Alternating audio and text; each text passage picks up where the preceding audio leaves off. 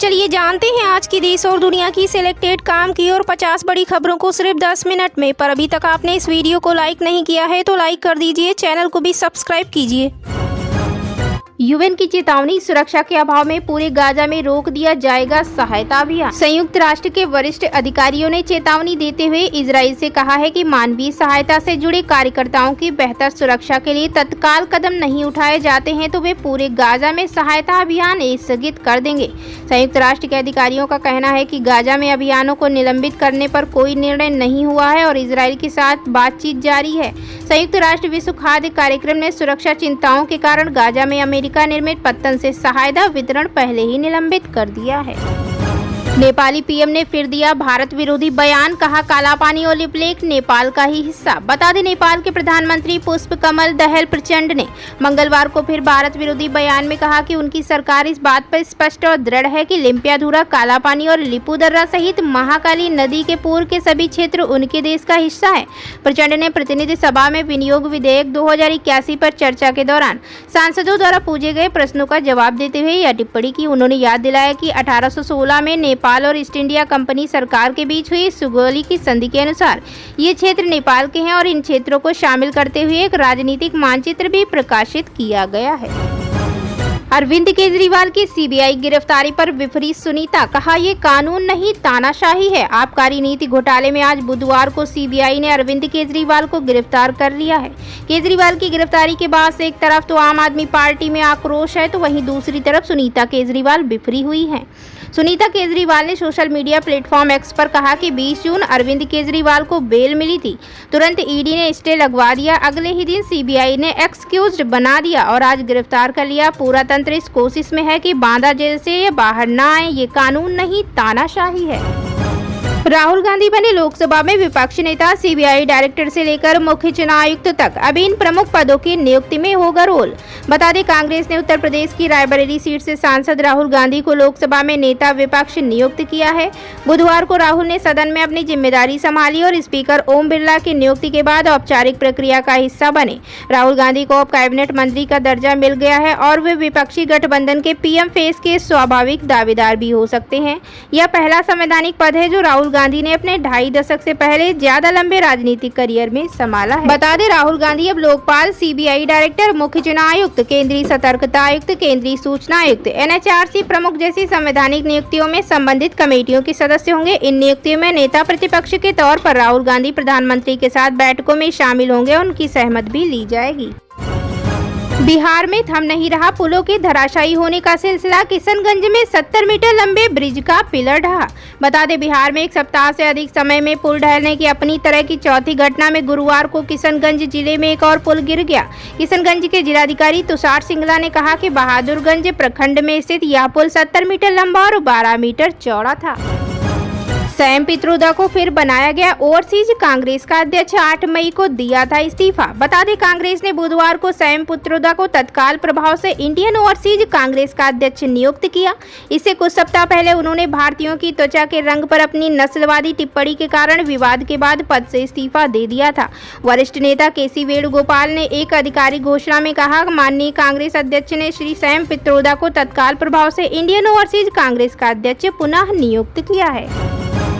Golden temple में photo और video बनाने पर लगी पाबंदी, जारी हुए सख्त आदेश। अमृतसर के श्री दरबार साहिब में अब वीडियोग्राफी पर पूरी तरह से प्रतिबंध लगा दिया गया है। इस दौरान ज्ञानी रघुबीर सिंह ने श्रद्धालुओं से अपील की कि वे श्री दरबार साहिब में तस्वीरें न खिंचवाएं।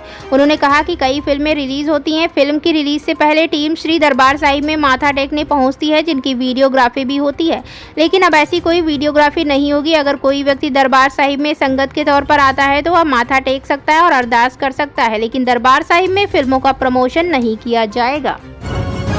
राहुल गांधी ने स्पीकर बनने पर ओम बिरला को दी बधाई, कहा आशा है हमें लोगों की आवाज उठाने का मौका मिलेगा। लोकसभा में नेता प्रतिपक्ष राहुल गांधी ने बुधवार को सदन के नवनिर्वाचित अध्यक्ष ओम बिरला को बधाई दी और कहा कि उन्हें उम्मीद है कि वह विपक्ष को बोलने का मौका देकर संविधान रक्षा का अपना दायित्व निभाएंगे। बिरला दूसरी बार लोकसभा अध्यक्ष की जिम्मेदारी संभाल रहे हैं। कांग्रेस नेता ने कहा, मैं आपकी दूसरी बार अध्यक्ष चुने जाने पर आपको बधाई देना चाहता हूं। मैं पूरे विपक्ष की ओर से, इंडिया गठबंधन की ओर से आपको बधाई देना चाहता हूं। राहुल गांधी ने कहा, अध्यक्ष महोदय, यह सदन भारत के लोगों की आवाज का प्रतिनिधित्व करता है और आप उस आवाज के संरक्षक हैं। निस्संदेह सरकार के पास सत्ता की शक्ति है, लेकिन विपक्षी भी भारत के लोगों की आवाज का प्रतिनिधित्व करता है। उनका कहना था कि विपक्ष सदन चलाने में पूरा सहयोग करेगा, लेकिन यह भी जरूरी है कि विपक्ष को सदन के अंदर लोगों की आवाज उठाने का मौका मिले। मेरी बेटी ने नहीं किया अवैध काम, शत्रुघ्न सिन्हा ने सोनाक्षी को ट्रोल करने वालों को दी खास सलाह। बॉलीवुड अभिनेत्री सोनाक्षी सिन्हा और अभिनेता जहीर इकबाल इन दिनों खबरों में बने हुए हैं। शादी की खुशियां मना रहे इस कपल को लोगों के खूब ताने सुनने को मिल रहे हैं। वजह है इनका अलग अलग धर्म। मुस्लिम लड़के से शादी करने के चलते कुछ लोग सोनाक्षी से काफी नाराज हैं। ऐसे में दिग्गज एक्टर शत्रुघ्न सिन्हा को उनके घर रामायण का नाम बदलने की सलाह भी दी जा रही है। ऐसे में शत्रुघ्न सिन्हा इन बातों से हैरान हैं कि उनकी बेटी को लोग भला बुरा क्यों कह रहे हैं। उन्होंने हाल ही में एक इंटरव्यू में कहा, सोनाक्षी ने कुछ भी अवैध या असंवैधानिक नहीं किया। शादी दो लोगों के बीच का निजी फैसला है, किसी को भी इस पर टिप्पणी करने का अधिकार नहीं है।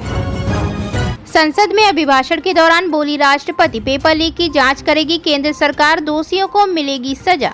बता दें, परीक्षाओं के प्रश्न पत्र लीक होने की हालिया घटनाओं की जांच कराने और दोषियों को सजा दिलाने की सरकार की प्रतिबद्धता को दोहराते हुए राष्ट्रपति द्रौपदी मुर्मू ने बृहस्पतिवार को कहा कि आगामी आम बजट में कई ऐतिहासिक कदम उठाए जाएंगे एवं प्रमुख आर्थिक निर्णय लिए जाएंगे। राष्ट्रपति द्रौपदी मुर्मू ने कहा, अगर किसी कारण से परीक्षाओं में बाधा आती है तो यह उचित नहीं है।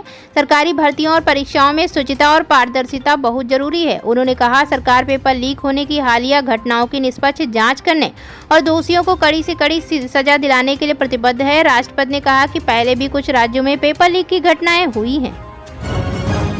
केरल में लगातार हो रही बारिश ने मचाया कहर, कई मकान क्षतिग्रस्त, नदियों और बांधों का जलस्तर बढ़ा। बता दें, केरल के कई हिस्सों में बुधवार को भारी बारिश और तेज हवाओं के कारण कई मकान क्षतिग्रस्त हो गए, पेड़ उखड़ गए और नदियों तथा बांधों का जलस्तर भी बढ़ गया। समुद्र की ऊंची लहरों ने त्रिशूर और एर्नाकुलम जैसे कई जिलों के तटीय हिस्सों को अपनी चपेट में ले लिया। वहीं कोझिकोड की ऊंची चोटियों पर भूस्खलन होने से भारी तबाही हुई। अधिकारियों ने बताया कि केरल में मंगलवार रात से भारी बारिश और तेज हवाओं के कारण कन्नूर और इडुक्की जिलों में कई घर क्षतिग्रस्त हो गए। राम मंदिर में कोई रिसाव नहीं, बिजली के तारों के लिए पाइप से पानी आया, अधिकारी का दावा। बता दें, राम मंदिर निर्माण समिति के अध्यक्ष नृपेंद्र मिश्रा ने मंगलवार को गर्भगृह से बारिश के पानी के रिसाव के संबंध में मंदिर के मुख्य पुजारी के आरोपों को खारिज कर दिया। मिश्रा ने कहा, पानी का कोई रिसाव नहीं हुआ, लेकिन बिजली के तार लगाने के लिए लगाए गए पाइपों से बारिश का पानी नीचे आ गया है। मैंने स्वयं मंदिर के भवन का निरीक्षण किया है, दूसरी मंजिल निर्माणाधीन है। मिश्रा ने संवाददाताओं से बात करते हुए कहा, जब दूसरी मंजिल की छत आखिरकार बन जाएगी तो बारिश का पानी मंदिर में प्रवेश करना बंद कर देगा। सीबीआई हिरासत में अरविंद केजरीवाल ने मांगी गीता, घर का खाना और बेल्ट। बता दें, दिल्ली के मुख्यमंत्री अरविंद केजरीवाल को शराब नीति मामले में बुधवार को 3 दिन की सीबीआई हिरासत में भेज दिया गया। दिल्ली की रावत रेवेन्यू कोर्ट ने केजरीवाल की हिरासत जांच एजेंसी को देते हुए हिरासत अवधि के दौरान कुछ रियायतों के उनके अनुरोध को भी स्वीकार कर लिया। हिरासत के दौरान केजरीवाल को अपना चश्मा बरकरार रखने, निर्धारित दवाई लेने, घर का बना खाना खाने, भगवत गीता की एक प्रति रखने और अपनी पत्नी और रिश्तेदारों से रोजाना 1 घंटे मिलने की अनुमति होगी। इसके अलावा अरविंद केजरीवाल का एक और अनुरोध था। मुख्यमंत्री ने विशेष न्यायाधीश अमिताभ रावत को बताया कि जब उन्हें प्रवर्तन निदेशालय द्वारा दायर मामले में जेल भेजा गया तो वह अपनी जरूरत की वस्तुओं की सूची में अपनी बेल्ट का उल्लेख करना भूल गए। केजरीवाल ने बताया, चूंकि उनकी बेल्ट ले ली गई थी, इसलिए उन्हें तिहाड़ जेल जाते समय अपनी पैंट पकड़नी पड़ी, जो उन्हें शर्मनाक लगा। अदालत ने केजरीवाल के अनुरोध को स्वीकार कर लिया। 29 जून को शाम 7 बजे तक केजरीवाल को कोर्ट में पेश किया जाएगा।